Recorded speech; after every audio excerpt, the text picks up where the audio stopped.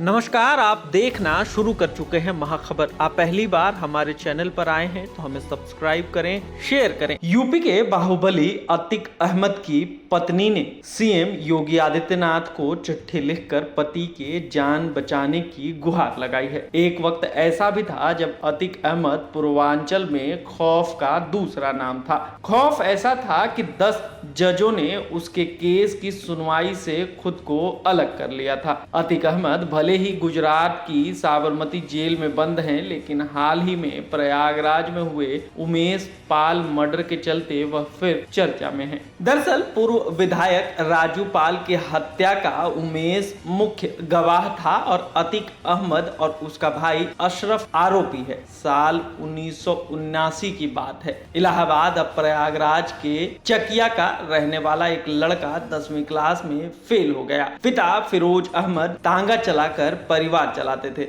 इसी बीच 17 साल का अतीक अहमद बदमाशों की संगत में पड़ गया। अब उस पर जल्दी अमीर बनने की सनक भी सवार हो गई। इसी के चलते वह लूट, अपहरण और रंगदारी वसूलने जैसे वारदातों को अंजाम देने लगा। उसी साल अतीक पर हत्या का भी केस दर्ज हुआ। उस समय इलाहाबाद के पुराने शहर में चांद बाबा का खौफ हुआ करता था।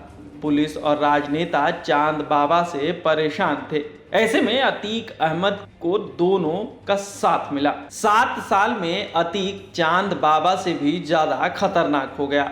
लूट, अपहरण और हत्या जैसे खौफनाक वारदातों को लगातार अंजाम देने लगा। जिस पुलिस ने अतीक अहमद को शह दे रखी थी, अब वही उसकी आंख की किरकिरी बन गया। 1946 में पुलिस उसे गिरफ्तार कर लेती है। हालांकि अतीक अपने रसूख का इस्तेमाल करता है और उस समय इलाहाबाद के कांग्रेस नेता से संपर्क करता है।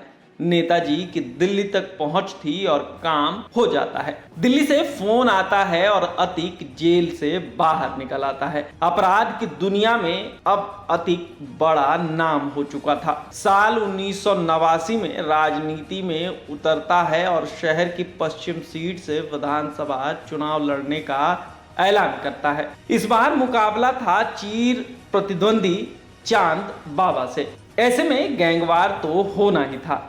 इसमें भी अतीक ने बाजी मारी और अपनी दहशत के चलते चुनाव जीत गया। कुछ महीनों बाद बीच चौराहे पर दिन दहाड़े चांद बाबा की हत्या हो गई। अब तो पूरे पूर्वांचल में अपराधी अतीक के नाम का बोलबाला था। साल 1991 और 1993 में भी अतीक निर्दलीय चुनाव जीता। साल 1995 में लखनऊ के चर्चित गेस्ट हाउस कांड में भी अतीक का नाम सामने आया। साल 1996 में सपा के टिकट पर विधायक बना। साल 1999 में अपना दल के टिकट पर प्रतापगढ़ से चुनाव लड़ा और हार गया। फिर 2002 में अपनी पुरानी इलाहाबाद पश्चिम सीट से 5वीं बार विधायक बना। अतीक अहमद पर 100 से ज्यादा आपराधिक मामले दर्ज हैं, जिसमें हत्या की कोशिश, किडनैपिंग, रंगदारी जैसे कई केस हैं।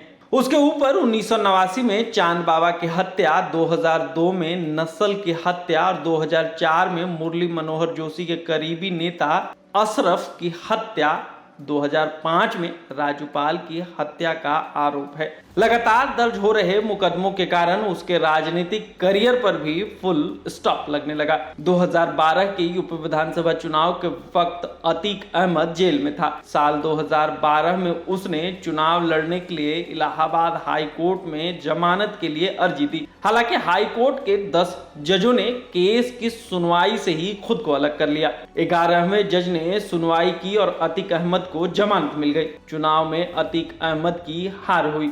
उसे राजू पाल की पत्नी पूजा पाल ने हरा दिया। 2014 के लोकसभा चुनाव में भी उसने समाजवादी पार्टी के टिकट पर श्रावस्ती सीट से चुनाव लड़ा, लेकिन बीजेपी के दद्दन मिश्रा से हार गया। उसके बाद 2019 के आम चुनाव में जेल से ही वाराणसी सीट पर मोदी के खिलाफ चुनाव लड़ा। इस बार भी जमानत जब्त हो गई और फिलहाल योगी आदित्यनाथ के सरकार में उनके लिए मुश्किलें ही मुश्किलें हैं।